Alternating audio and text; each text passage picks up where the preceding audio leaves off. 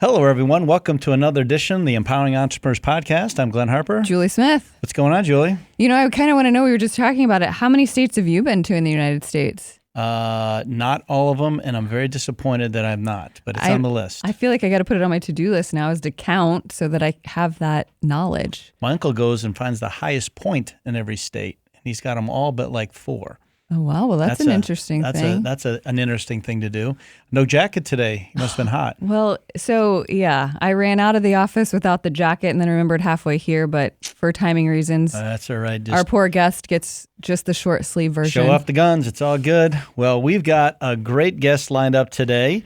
I'd like to introduce you, Rob Brown, the #1 global voice in accounting influence, not because of his English accent, but because he has impacted the accounting branding space in a global way. He is the host of the Accounting Influence podcast, author of the best-selling book Build Your Reputation, TEDx speaker, and former high school math teacher. If after this podcast, Rob doesn't provide an inspiration for you to take a chance to achieve your dream of being an entrepreneur extraordinaire and teach others along the way, well, you just weren't paying attention. He has mastered being an influencer in the accounting space. Lord knows all of us bean counters need to master this skill. Rob is fond of saying technical skills will only get you so far. You have to be visible to others to make an impact. Knowing that studying about a topic is fine, but living the topics is where you teach is way more satisfying. Even though he is from Robin Hood's hometown of Nottingham, United Kingdom, he does not believe you have to explicitly steal from the rich to give to the poor. He believes that branding oneself in a way to entice the people with money to want to pay you money to help them solve whatever problems or opportunities they might have. Somehow his wife and 2 kids put up with his passion for helping accountants, a thankless job, no doubt. But since he is an acclaimed musician with no stage fright, he can make enough noise to ensure that they can appreciate what a good husband and father he is. The global marketplace has made his services coveted by all who need to stand out in the ever-changing marketplace of accounting. Rob, it's a joy to have you on the show and look forward to talking to you and deciphering your knowledge today. That is some intro to live up to, and you almost read it word perfect, Glenn. So congratulations. I did do a little artistic liberty on the quote. I can see that, yes. Well, you've certainly set a very high bar on the expectations, but let's see how far we get, huh? Perfect. Well, I think the big question that we all want to know is, it says you grew up in Nottingham in the United Kingdom, but can you tell us Americans what's the difference between Great Britain, United Kingdom, England, Scotland, Ireland, and Northern Ireland? What term do we use to reflect on all those things? We have no idea. It does confuse a lot of us here. Yes. So the United Kingdom contains people that are under the king. So our king rules over England, Ireland, Scotland, and Wales, but it's Northern Ireland. So Southern Ireland, of which Dublin is the capital, is not part of the United Kingdom. Got it. So that's the way I would understand. The capital of Northern Ireland is Belfast. The capital of Scotland is Edinburgh. The capital of Wales is Cardiff. And the capital of England is London. And so we've got these 4 states. When you include Great Britain, that would include all of Ireland. And the United Kingdom just is kind of Great Britain and Northern Ireland.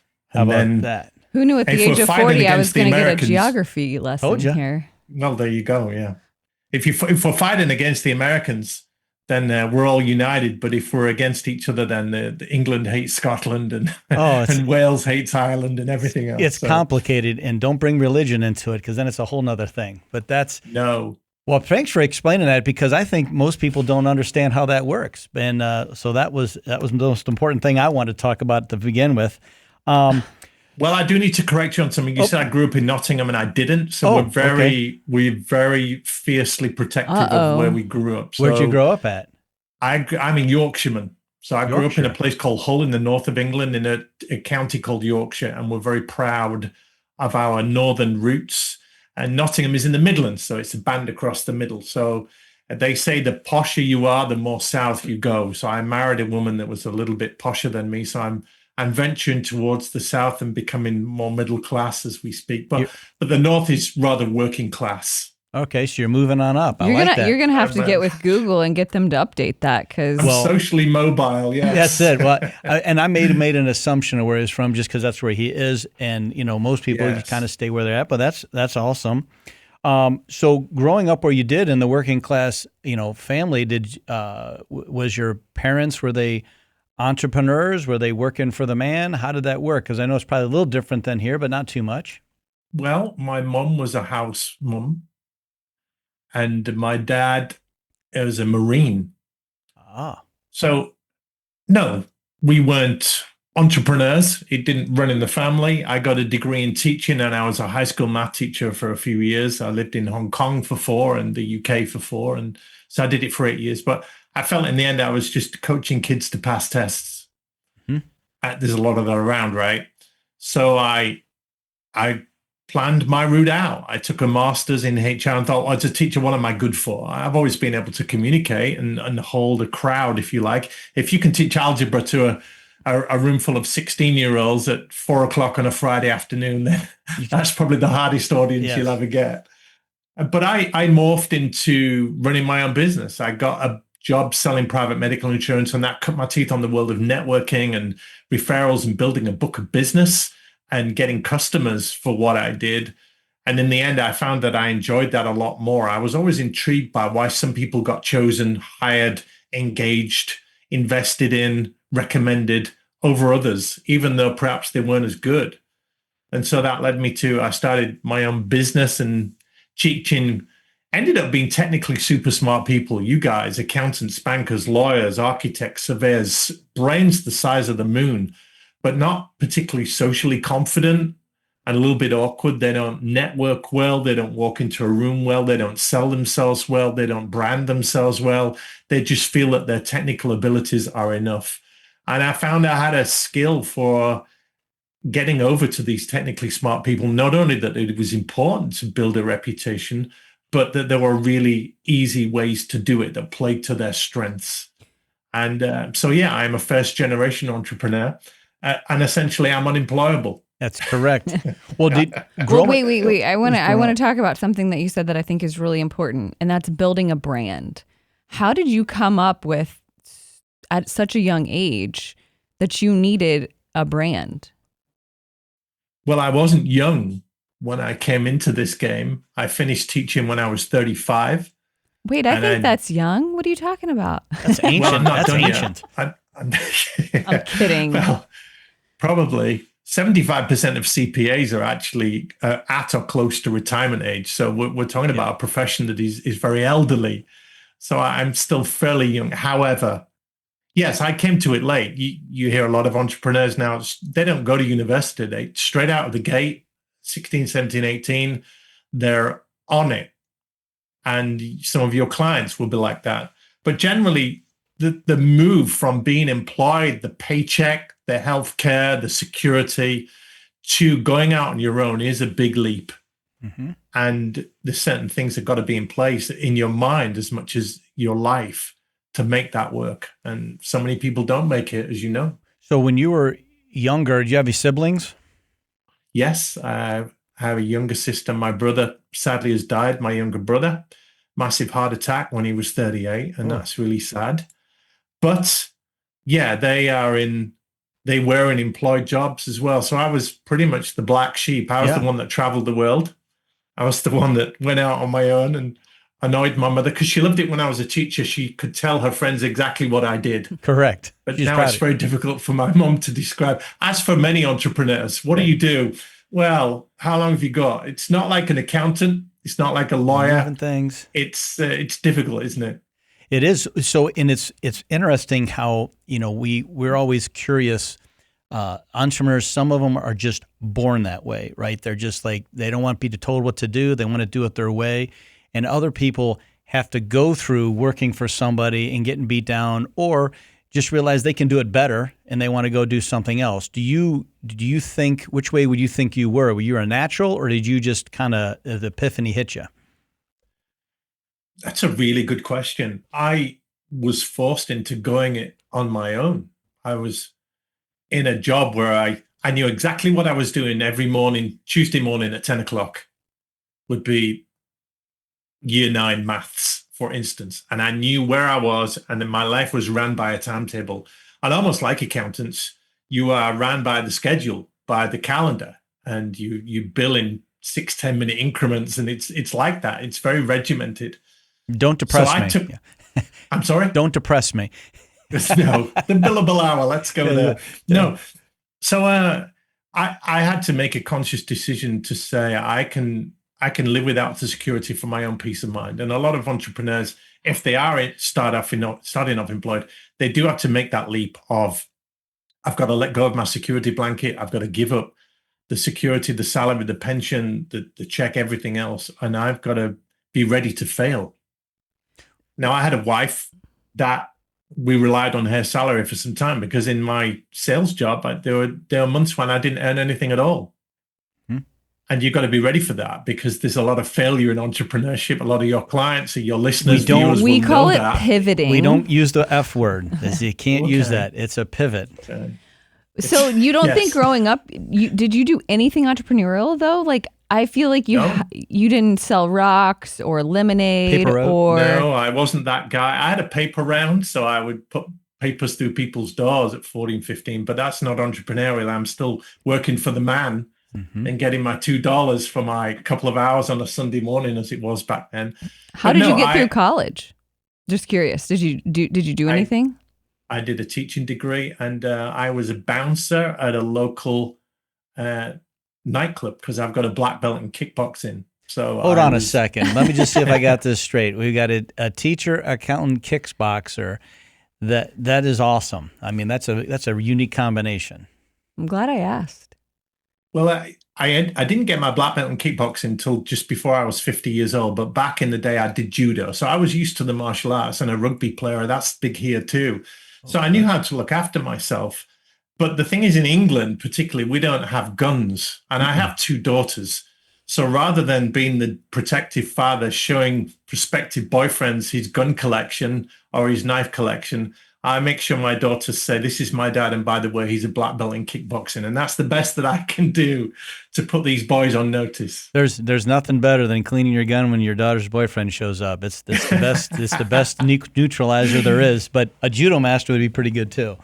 Well, I've heard in Columbus, Ohio, you get boys like that need to see the gun. That's exactly right. They got it. Well, they have one too. You just got to make sure it's a little bigger. Guns, crazy. Oh, goodness. So here you are. You're in the working class neighborhood. You're doing your thing, and then you decide to go to school. I guess is the plan. You're like going to go to college, and I think you went off to Leeds Beckett. Is that true? Yeah, it's a university in the north of England to study to be a teacher. And I was 23 when I decided had a few dead-end jobs. And like many young people, you don't quite know what to do with your life. Accountants are slightly different. Your world that I deal in a lot, you've got a handle on the numbers pretty early and you know kind of the direction you want to go. But no, I was one of those where I thought I knew everything at 20 and I really knew nothing. So I decided I would go into teaching. I always loved school. I enjoyed it. It was a good environment for me. I loved learning. So I took my bachelor's in education and came out at 27 and taught for 8 years from there. And it's a good life. It's a noble profession. It's a safe profession. It is a job for life if you want it. Mm-hmm. But there was always something staring inside me, a little bit like there was always something that forced me to travel. I wanted to get beyond my hometown, the working class growing up. I wanted to see the world. Is your family? And entrepreneurs are built like that. They want a little bit more. They don't want to be confined to somebody else's game and somebody else's rules. Did your parents and grandparents, where they grew up in the same town that you did then in Hull in the North? Okay, so they never left, right? You're the only one that left. So, geez. I did leave, yeah. And one of my daughters, she's studying in North Carolina right now, and she's having the U.S. university experience. So she's a little bit like her dad in wanting to get out there and try new things. What's she studying? Criminal justice. Her ideal job would be working in the FBI or the CIA as a criminal intelligence analyst. What school is she going to? She's at East Carolina University, Glenn. Well, we don't want anyone to be able to find her. Oh, I don't think they're going to look for her. She's with the FBI. They know better. She's protected. Well, when did you meet Donald Trump will allow her to study a little bit longer because she's got another year or two. Oh, she'll make it happen. When did you meet your wife? We met at a gym. On your travels in your hometown? No, it's in my hometown of Hull. And I was mid-30s, my clock was ticking. I'd traveled the world. I was coming back home and I was looking for a wife. I wasn't just looking for a girlfriend. I was looking for a wife. I was very specific, which actually puts a lot of pressure on your first date. Yeah. Did you do like was she fighting in the gym too, and you guys had to do a competition so you could win a date? No? She was minding her own business on the treadmill, and I bothered her. As a matter of fact, she won't mind me saying this, Amanda. She was married when I met her, but she was going through a separation.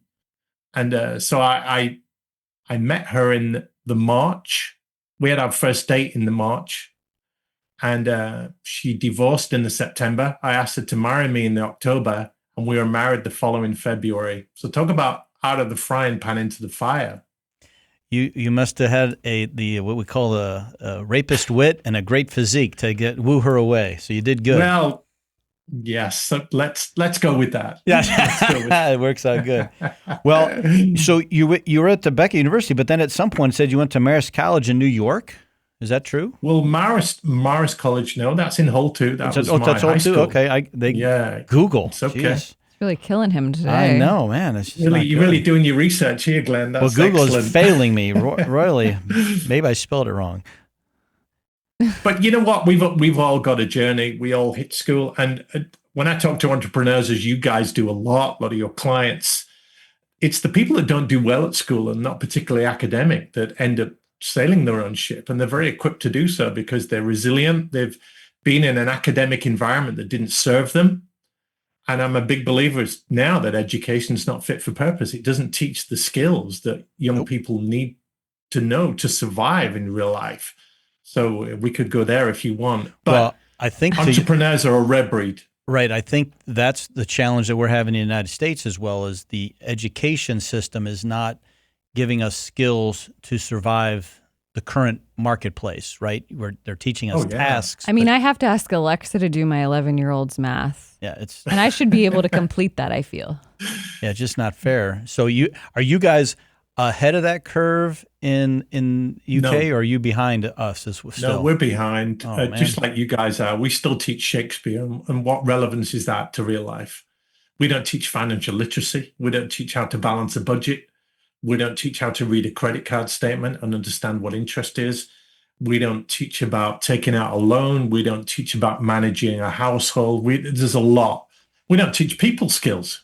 We don't teach branding skills and selling skills and running a business, and all kinds of things are not on the curriculum. Instead, we teach geography and history and algebra and Pythagoras and trigonometry. And the kids used to say to me, "Sir, why are we learning about right-angled triangles? How is this going to help me in life?" And I didn't have an answer then. I don't have one now. The curriculum is not fit for purpose. And here's the kicker.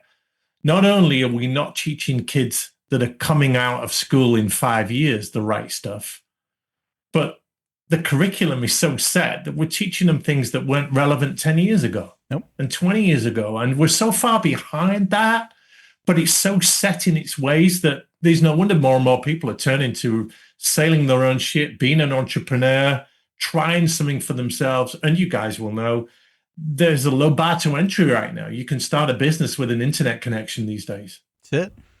ChatGPT. You need a qualification. They rate your whole business plan. It's unbelievable. I'm curious, when you were teaching math, did you enter in some of those things that kind of felt like they should be in school? Or did you follow the curriculum to a T? I'll give you an example, Julie, of how I did something close to that. They would have their math exercise book, but I also went to the store cupboard and got them a life book. And I would come out with little quotes that I liked and little bits of wisdom and little stories, and I'd get them to write maybe a couple of minutes a lesson, just something that I thought would help them in life. Did you get in trouble for that? No, I didn't tell anybody that. And I would keep that book in the classroom. So I'd hand it out at every lesson. They'd write something in, it'd come back. And then at the end of each semester, they could take the book home. And I'm curious if you have any feedback of students that have found you, now or, whenever that was, that could comment on that. And that would be really difficult because... Well, I didn't know if anybody reached out and said, this was a really impactful, like you put me on a different path because you made me think differently, or... Possibly. Possibly. I've changed my name 3 times. Nice. Oh man. So I'm not No the wonder your teacher that Google I was wrong. I was born Robert Nelson. That was my family name, but my father was an alcoholic. And this might speak to the entrepreneurial, not submitting well to authority thing. So drinking was a problem for him, and I disowned him when I was 18 and changed my name. And I changed it to I was going out with a girl called Elaine Mansour, and I loved her name. We broke up, but I said, can I use your name? And she said, what for? I said, because I don't want the one I've got. So she said, sure. And I changed the spelling on it, made it my own. And for, what would it be, 20 years, I was Rob Mansour, Mannseur, Rob Mansour. And I liked that. I graduated with that name. It was on my driving license, my passport, everything else. And then my mum remarried a guy called Alan Brown. And to honor him, taking on 3 teenage kids, I changed my name to Brown. So I've only been Brown for 25 years. And yeah, so my kids might know me as Mr. Mansour back in the day, but not all of them will know me as Mr. Brown. So yeah, they could find me on LinkedIn. My teaching history is there. However, kids get on with their own lives. I'll give an example of how humbling it is. When I left teaching in 2000, the class I had, my tutor group, my form class, if you like, that I registered every day. Oh, sir, you're the best teacher we've ever had. We'll never forget you. And then a couple of weeks later, after I finished, I went into school to collect some things. None of them said hello to me. Oh. As much as you have this notion that you want to change people's lives and you will be the guy, the person, the mentor, the stepping stone, the shining light, kids move on very quickly. So I'm humble about that. Isn't You've it? just got to point them in the right direction Correct. and let them go. Well, it's in every industry. Clients are the same way. They love you until they don't, right? And it's hard in certain professions where you feel like you have a really strong relationship, but at the end of the day, it comes down to, the service, the price, all the things. And so you got to continually build that value, right? And even with that, they still might leave you for somebody else. Well, how in your game, Julie, let me ask you this. How much is your business dependent on people liking you? Because you're very engaging, you're very passionate, you're obviously great at what you do. But I bet can I record that and take that back to the people at the office? We're editing this out. This is a big edit. But people will buy you, right, Julie? They'll buy you because they like you, they get you, you get them, you're on a wavelength, and you being technically good at what you do is a given because everybody is. So there's a personal element to that, isn't there? Absolutely. I mean, you have to be likable, and then they assume with whatever letters you have to have your name that you're capable, and then you got to deliver, right? And there's a high standard, for any professional out there, and same with yourself, that you have a standard. This is what you want to achieve for you and your clients, and if you deliver on that, you should be just fine. When you mentioned likability, Glenn, that is a precursor to trust. Mm-hmm. Now, trust is currency in the accounting game.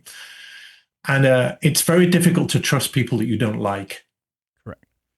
So it creates an affinity, it creates a bond, it creates a vulnerability that you're willing to be open around someone that you like because there's banter, you'll share stuff, and that creates trust. Trust for accountants particularly is built up in the conversations that have nothing to do with business. You guys will have clients you can talk to for 15, 20 minutes and it's nothing to do with business. This is why Glenn tells me he has to go golfing. It's important. Learn a lot about somebody on the golf course. Well, I think that ties back into like what you do for a living. Part of it for accountants is that the stereotype, Julie and I have been trying to break this stereotype for 10 years now of what people think an accountant is, which is similar to this look. Versus what we really do is way different than what people think. And to your point about how do you have your brand or how do you say what you do, it's really challenging because it's not a 3-sentence or 2-sentence thing. It is a dissertation of what we actually do for somebody, and it's really hard to communicate that. And I think accountants just say, the heck with it, I give it up. Hang up my shingle, I'm a CPA, you know what I do, and we just do it without everybody knowing. But I feel like what you're telling about the brand is really the key. Like we got to let people know that why do we stand out? and do something, that they would resonate with. Well, and I do think that's something that this industry struggles with, is building a brand. I don't know how many, now we're on a soapbox, but I don't know how many firms I go into and they don't even understand that their name is their brand, right? Like there's no concept of that. So I think you've done a really good job of building your brand. Can you give an insight maybe into our listeners about how did you go about that? How did you do that? Well, there's so much in what you've just said. People trust people more than they trust companies. Mm-hmm. There's something called the Edelman Trust Barometer, which measures trust around the world in various institutions. So trust in the government and politics is at an all-time low. Trust in the media is at an all-time low. Fake news, we don't trust what we hear. Trust in corporations, trust in big companies, trust in the education system, trust in the judicial system. So people have come to lean into people rather than companies. If you need a plumber or a tradesperson or an accountant, you will go to your friends and say, who do you recommend? I need this. So particularly in professional services that you're in. So trust is important, and the people branding is important. And I spend my life now doing two things. One is helping the brand of accounting. You talk about how difficult that is to get over to people, the difference that you make and the kind of things you do beyond your job title. But empowering accountants as well to go beyond their job title and their role and make it come to life. And the problem with accounting, for instance, is there are less people taking accounting majors now than there should be because we're not selling it well enough. It's a great profession. It's a noble profession. But people aren't going into teaching. People aren't going into accounting like they used to. So that's been devalued. We can talk a lot about building your reputation. So your personal brand is, well, let's give you a model. You asked me how I do it. Mm-hmm. Think of three circles. So in the middle is the inner circle is your character, your principles, what you stand for, what you're all about, what you truly believe in. Then your personal brand is wrapped around that. And that's all the outward manifestations of everything that's on the inside. So it's the way you look, the way you talk, the clothes you wear, the website you have, your LinkedIn profile, everywhere that someone comes into contact with you or your name, that's a personal branding message. It allows people to make an opinion or a perception of you, including the perception that they don't know you or to do nothing or they're indifferent. So if you can be more intentional with the messages you're putting out there, your thought leadership, your content, the way you show up on social, the way you are when you're networking, all of these touches with the outside world, that then forms your reputation, which is the outside circle. And the reputation is what people think about you or say about you when they come into contact with all of these personal branding messages and all these outward manifestations. So the question becomes, can you make people love you? Can you make people like you? Can you make people think that you're great? Not always. Some people are going to hate you, Glenn, because you're not wearing a tie. Mm-hmm. Some people are going to love you because you're not wearing a tie, and that's not on you. That's just people. But you can influence how people think about you and talk about you by doing certain things and just being more intentional with the kind of brand that you want to build. And I work with accountants that really push hard against this because they don't like bragging. It's too much for them. It's too cringy. It's too salesy. It's too pitchy. They didn't get into that. They prefer their work to do it for themselves. And a lot of entrepreneurs are quite shy too. They're not all extroverts and they don't sell themselves particularly well. But as Muhammad Ali said, you remember the boxer? Mm-hmm. He said, it ain't bragging if you've done it. Yeah. Now, he was champion of the world. So if you are great at your job, that we call this ethical bragging. You have every right to talk about it with pride, to talk about it with passion, and you have a responsibility to communicate it in a way that people get it and they understand it.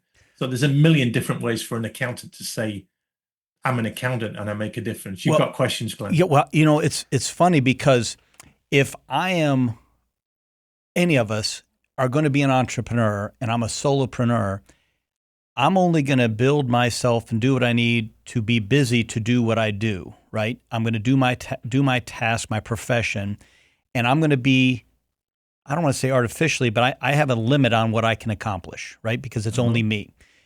When you decide that you're going to grow and be a business owner, be an entrepreneurial business investor, if you will, and have a company that you run, Now that branding is even more crucial, right? Because now you got to get other people to come with you to be in your organization, and then you got to get clients that aren't necessarily going to be talking to just you. So I think, when do you recommend somebody gets that brand? When they're just small as a solopreneur, or when they make that transition, or when is their ideal time?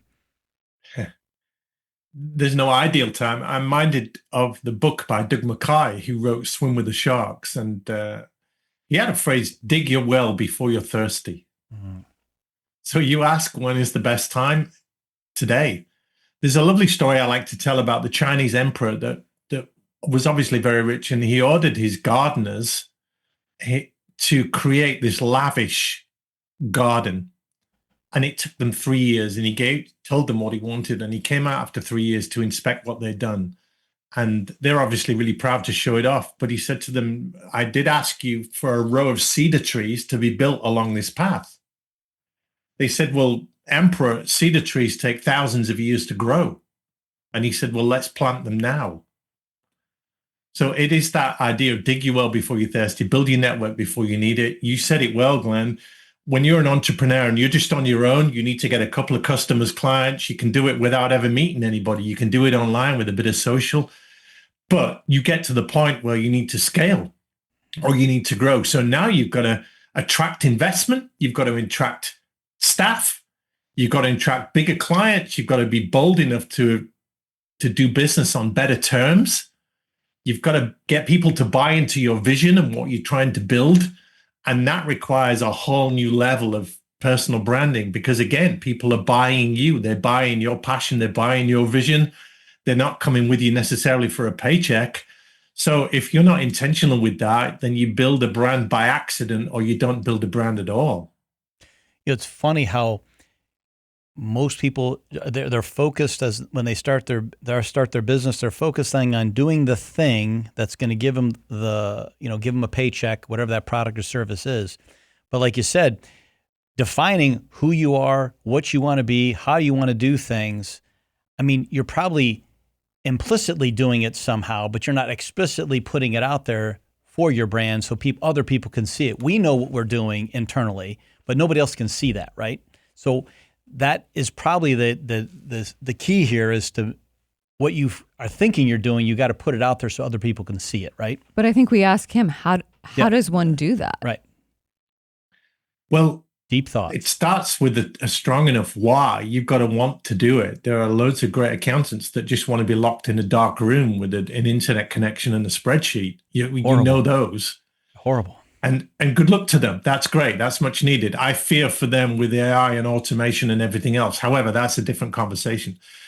You are in a crowded, competitive market. Everybody is. Every entrepreneur that enters a market is either a mature market. There's already providers in there. There are people doing it. So you've got to overcome this tyranny of choice. So if you talk about building a personal brand, you've got to have a strong enough reason. And the reason is, I cannot afford to be anonymous. I cannot afford to be a well-kept secret. I cannot afford to hide my light under a bushel, as the Bible says. So in the tyranny of choice says, in a crowded, competitive market, when I need what you do, why should I come to you above and beyond all the other choices I've got, including the choice to do nothing? That's the tyranny of choice. And in any crowded, competitive market, a personal brand is how you stand out. It's really hard to differentiate a product or a service. It comes down to people buying you and everything you stand for, because your resume, your credentials, your offering is probably going to look and sound like everyone else's. So I say a personal brand opens the doors you didn't even knock on. It goes ahead of you. It generates referrals, opportunities, invitations. It's the currency for influence, isn't it? And that's what accelerates your progress. But isn't it funny? And I'm going to speak to accountants because I feel like I know them pretty well. It's accountants always say yes, right? Because we're natural helpers. We want to help people. And one of the biggest challenges, I think, as accountants, and a little bit myself, but not so much these days, but still there a little bit, is that we don't want to overpromise and underdeliver. So we feel like if we put our brand out there too much and we're so awesome, we're going to get all this work that we can't deliver on. And then we're going to be like in this cycle, like, well, what did I just build here? I can't even service it. But I think it's probably like that in any business, right? Where I always like to tell clients, like you say yes and then figure it out later, right? But it's a little different in our industry, right?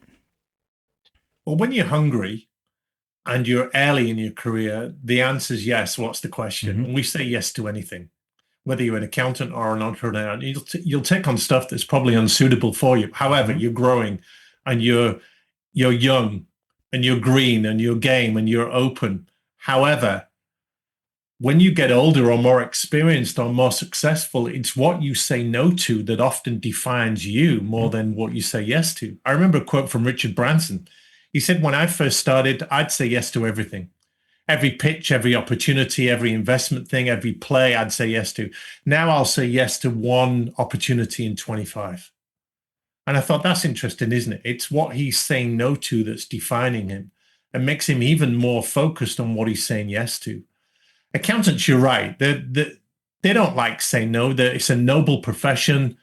They are really helpful. And we saw that a lot during COVID, where accountants became more than just financial advisors, and they became counselors and therapists and psychiatrists and shoulders to cry on and superheroes without the capes, helping businesses keep the lights on. But did they brag about that? Did they big that up? Did they take advantage of that? No, they didn't. So a lot of what an accountant does is unseen. And if they're not going to shout about it, who will? And to your audience, entrepreneurs are like that. They don't back themselves enough. Yep. When you ask the question, why you? Why should I work with you? They don't have a good answer to that. They can't fully differentiate between themselves and everything else that's out there. If you're bold, you can say, well, the big advantage of working with me is that you get me. Okay, yeah, but what does getting you mean? And they can't get beyond that, because there's a lot of good egocentric entrepreneurs out there that will back themselves. Okay, that's great. But then why you? What does getting you give me that I'm not getting anywhere else? And beyond the personality, you've still got to deliver. And I feel like entrepreneurs as a whole, they have a lot of internal dialogue that they're too afraid to say out loud, right? So I think most entrepreneurs believe in themselves. They have to tell themselves a lot of positive affirmations every day to get out the door, to get the beat down, to do it again day and day. But for whatever reason, whatever they're telling themselves is a really hard time communicating. And that's all of us, isn't it? How many accountants will say, I'm not going to put something on LinkedIn because I don't know what people will say, or I'm not going to appear on that podcast or do that video or put out that piece of content because I'm scared of what people say. And we've all got that internal dialogue, haven't we? That inner voice, that, what do they call it? Imposter syndrome. There's a bit of that in all of us. I have heard that you'll have 95,000 thoughts today, and 94,990 of them will be the same as yesterday. Because we are creatures of habit and routine and regime, aren't we? So what is changing? Who are you getting around? What's influencing you? What's penetrating your life in a new way? We make the same decisions. We wear the same clothes. We talk to the same people. We watch the same stuff. Shaking things up. Entrepreneurs are better than that at most. But everything you're feeding yourself on is giving you that power to get beyond yourself and be a little bit more brave. Which is why everybody needs to leave home and travel a little bit to see what the rest of the world looks like, because you don't know unless you experience it, right? Well, there is that, but not everyone is wired like that. And this is one of my key messages, is there are a million ways to build a personal brand, and not everyone can be Glenn, and not everyone can be Julie. And I said, don't be like me. My pastor at church recently said, what would church be like if everyone was like you? And my instinct was, church would be brilliant. That would be great, because we'd get shit done. Yeah. Things would be really organized. People would speak their mind. There'd be no hidden agendas. And then I thought, wait a minute, who's going to be that caring pastoral person that prays for others and sits with them and really listens? Who's going to make the tea and coffee? Who's going to do the kids' work? Who's going to play in the band? And there's all of these other roles. So the key lesson here is, don't try and copy someone else. Accountants are a classic example.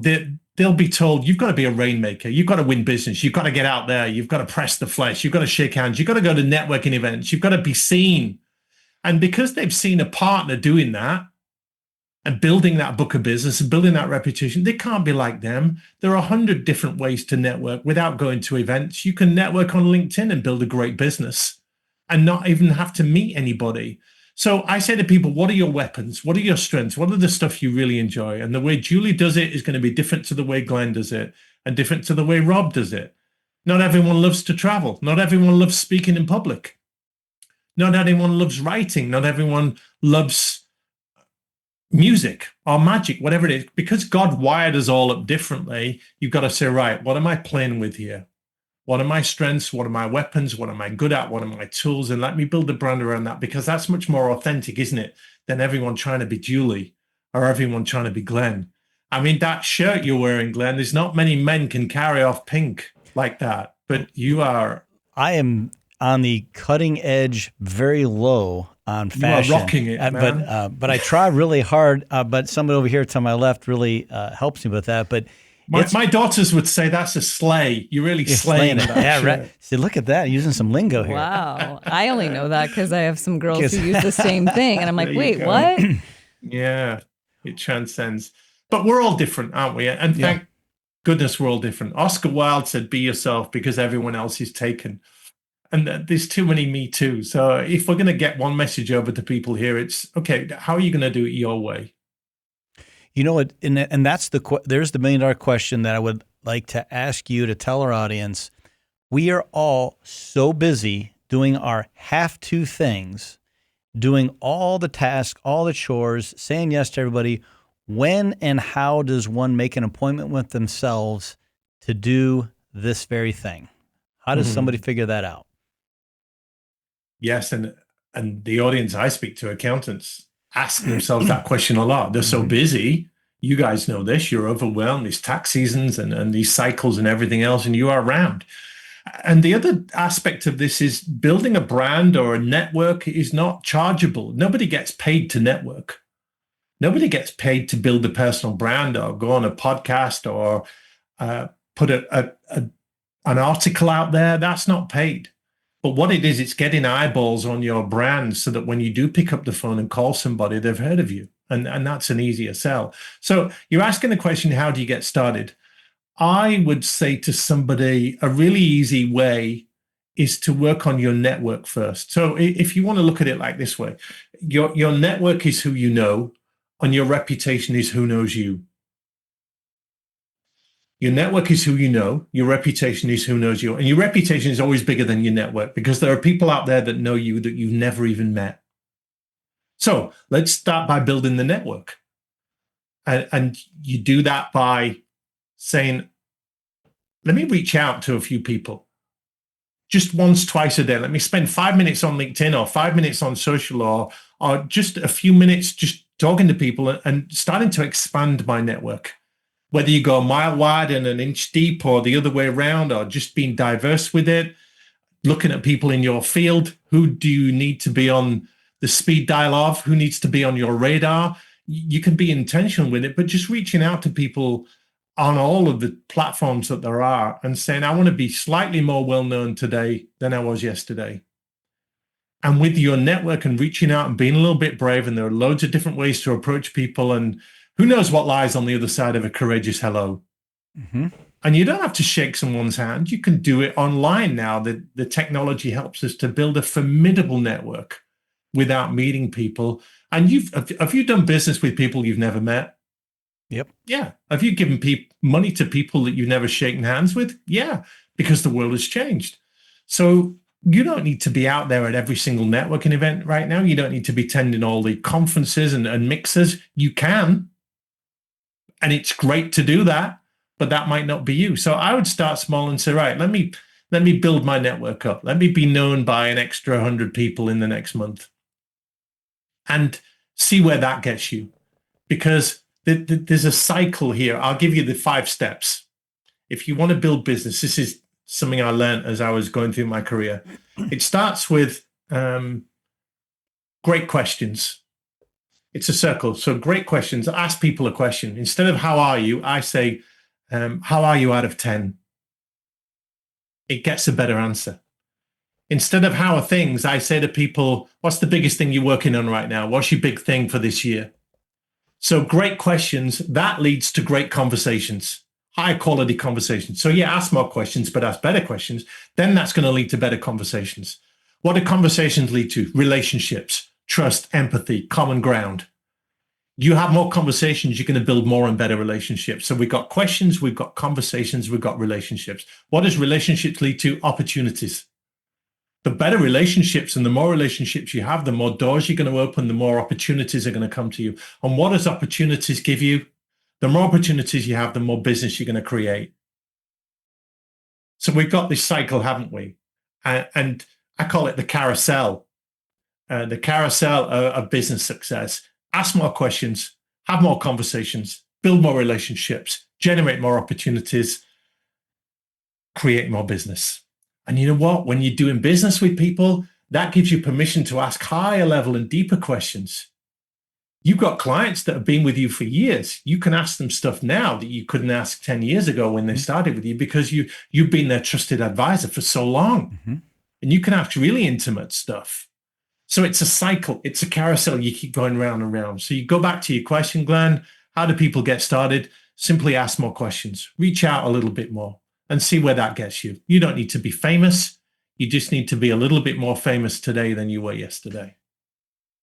I was gonna say, so to try to build your individual brand with the circles and all the things, is that something that, how does one start doing that to recognize all those things? So you have, quote, the elevator pitch or whatever that thing is that you say, so you can communicate to people effectively what it is you do and what you stand for. How does one do that? Like, how do you coach somebody to do that? Do you remember the Stephen Covey book, 7 Habits of Highly Effective People? Yep. In it, it wasn't original, but he coined the phrase, start with the end in mind. It's relevant here because if you want to be famous or slightly more well-known, then who do you want to be famous with? In other words, who do you want to be known by? And what do you want to be famous for? So a good starting point with building a brand and a reputation is, what do you want people to say about you?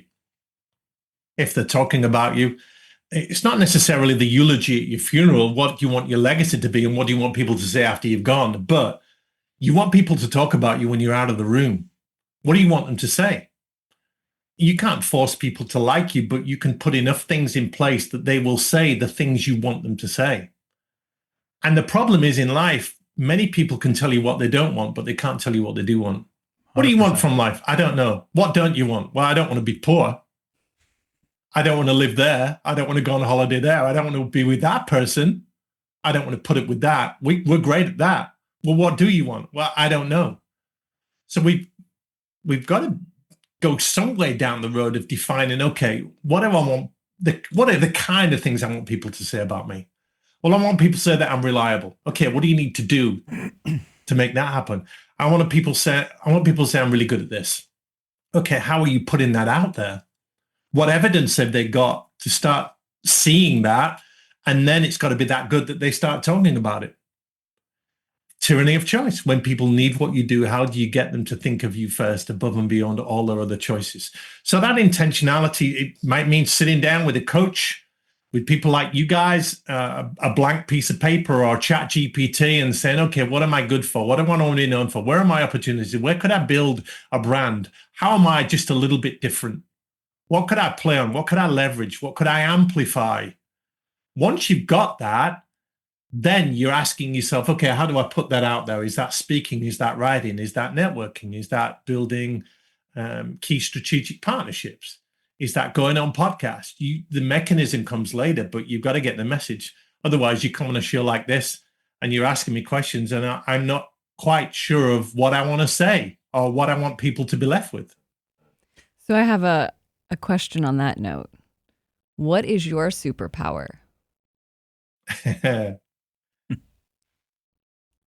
I have interviewed thousands of people in my lifetime. And if I have a superpower, it is shining a light on people that are doing great things in the accounting world and amplifying their brilliance. So I'm on the other side of the microphone today because you're doing that with me. You're shining a light on me and holding me up. But you guys are great at this too. I'm an advocate for the brand of accounting. So I'll shine a light on that. And with my Accounting Influencers podcast, that's my show. That goes out weekly to accounting types that are not great at selling themselves, but that is how to be more influential and authoritative and relevant in your role. And in doing that, that's my way of building up these people that could tell a better story. They could be shining more of a light on accounting. They could be communicating in a much more emphatic way. And you spoke about this earlier, Glenn, that accounting is a great job and not needing a thesis to do it. It should be an example or two. For instance, as an accountant, I'd say one of the great ways to introduce yourself at a dinner party or a function when people say, what do you do? Is, well, I'm an accountant. I could tell you what I do, but it'd be much better if I gave you an example. Would that be okay? And you get permission to then tell a story and give an example. And hopefully an example that they can relate to.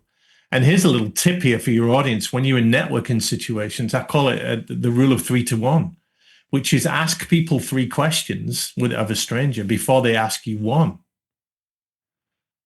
so that you know a bit about them. So that by the time they say to you, so what's your name? What do you do? What are you all about? You can give a much more personal answer because you've got some intel to work with, and you can bespoke or personalize that a little bit.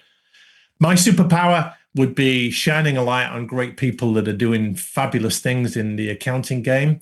I should be shining a light on YouTube, but you're doing a great job in that you are shining a light on entrepreneurship and bringing people on the show that have an angle on that, an opinion on that, a take on that. And there are so many different entrepreneurs, so many different types, so many different ways of doing it well. You are shining a light on that. So yeah, we're amplifying best practice. I would definitely say that your formal education of teaching and coaching is what you do. You're helping people believe in themselves more than they believe in themselves and achieve something higher. That's very well put. Yeah, I extract brilliance from people who don't know they're brilliant. But I think you turn the light on too. So you use the lighting kind of analogy, and I think sometimes people don't know how to turn that light on. And I think you're just like, hey, let me show you, and flip the switch. And that light goes on in them, and they're able then to go shine on.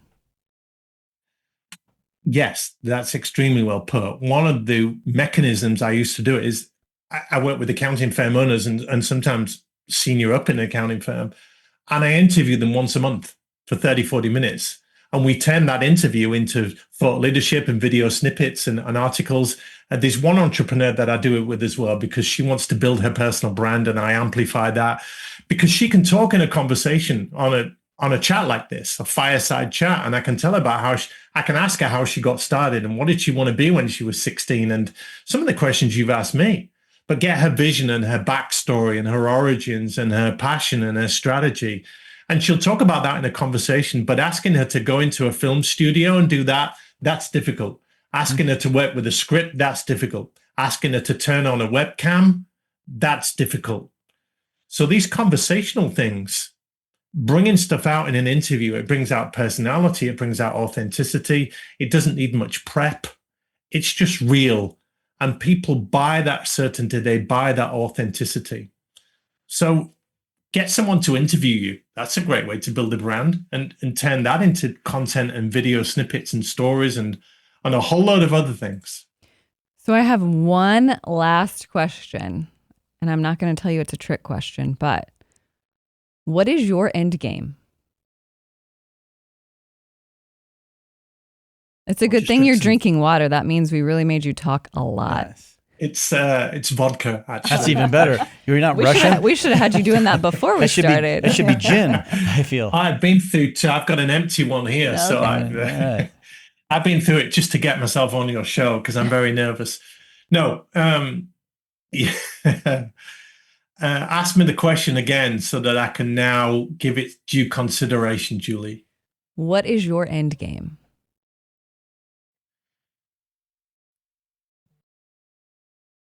We're going to have to edit this pause so it looks like my answer was completely spontaneous. No, we love the pause. The pregnant pause is good. It makes you think. I've got a body of work now having done 1,000 interviews, that my name will live on after I've gone, whatever that means. I've written a book, Build Your Reputation, which is on Amazon. And so there's that legacy there. But honestly, I'm really humble in knowing that in a couple of generations, people won't know who Rob Brown is. You've got to have a real ego to want to live forever. So my end game, it goes to family now. You guys have got kids, I guess, and you want them to be okay. You've probably heard that phrase, as a parent, you're only ever as happy as your unhappiest child. So you want to do right by them. You want to be a good husband. You want to finish strong. I'm going to be 60 in about 3 or 4 months. Just a number. Yeah. So you want to finish well. You probably heard this term, life expectancy versus healthy life expectancy. So life expectancy, how long can you expect to live? But healthy life expectancy is how long can you expect to live in good health where you can enjoy life? So my end game is to finish well. I probably work for another 5-10 years if God allows me to do so, and shine a light on good people. End game. What's your end game, Julie? Have you articulated that? But tell him his, really. Well, yours, you don't have an end game, and that's why you're talking in circles, I think. I think Thank you. are really good at what you do, and that shining the light, which is how you ended, is what you're going to continue to do. You're good at it. You're not going to walk away from it. That's your legacy, and I think what's important to you is your children and your family, and it's leaving that legacy, and you're not going to stop. Why would you stop? You know too much. You impact too many people. That was a trick question then. Yes, it was. Nobody has an end game, right? Correct. Okay. Well, Thank most you for that. entrepreneurs do not have an end game. Regular people I maybe am armed and dangerous. Yeah, But I don't want to change you talked through it. I mean, the word. you answered it the way I would expect you to answer it because you couldn't come to the answer, right? Because you don't have one. Because you're going to keep doing what you do. And That's right. That's really enlightening, actually. I'm humbled by that, but you've taught me something there. And I think it's we don't need an end game, right? Nope. You're doing it different than you were 20 years ago, but you're going to do it just as probably more effective today, and you're going to continue that. So keep shining your light. Yeah, but people talk so much, don't they, about vision and mission and values and goals, and we live in this metric-driven society where you've got to be aiming and aspiring. What about, as you're hinting, Julie, just showing up and doing a good job and being slightly better today than you were yesterday until you can't do it no more? Well, I think we're going down the wrong path, but I think most entrepreneurs don't understand what their superpower is. And once you understand your superpower, you understand that there is no end game because you can't hide a superpower. You're going to be more quality versus quantity with more purpose, but the impact will be larger than it was before. And I think that's the word. It's Yeah. impact. You can't not make an impact. That's not that's not in your blood. Yeah, that's great. Thank you for that. I've only got one just brief question. Have you ever been to Sherwood Forest? Just out of curiosity. Yes, there's a really big tree in Sherwood Forest, which by legend is where Robin Hood lived with all of his merry men. You can't get near it now because it's massive, but it's propped up and protected and everything else. But yeah, it's about 30, 40 minutes from where I live. Is it does the lore, when you see it, we're going, oh my God, that's the place? Does it have that vibe about it and the feeling, or? Yeah, it does a little bit. There's so many movies being made about Robin Hood now. Yep. He lives a few doors down from me, so we're neighbors. That's right. He's a cool guy. That's right. Yeah, he's a very cool guy. Yeah, he's got a very philanthropic streak. Yes. Well, Rob, we really, really appreciate you being on the show. I think this was impactful for myself, and I know our listeners are going to love it, and hopefully your folks will feel the same way. So if someone wants to turn their light on, how do they get a hold of you? LinkedIn is best. It's where I spend most of my time, and it is the go-to platform for accounting types and entrepreneurial types, really, unless you're going to really be on social. So yeah, LinkedIn is the place to have a conversation. Awesome. Appreciate it. Well, here we go. Another great Empowering Entrepreneurs podcast. I'm Glenn Harper. Julie Smith.